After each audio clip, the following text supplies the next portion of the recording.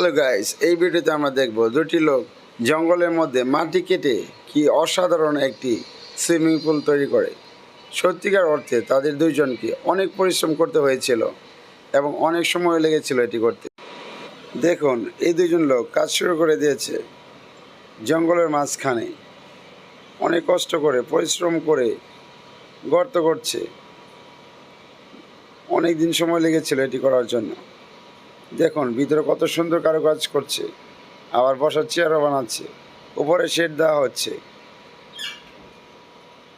আবার রং তৈরি করা হচ্ছে। দেখুন কত সুন্দর করে রং করা হয়েছে, উপর থেকে পানি ঢালা হচ্ছে। এই দেখুন কত সুন্দর সেটিং বসার, ওয়াও জাস্ট আসাম।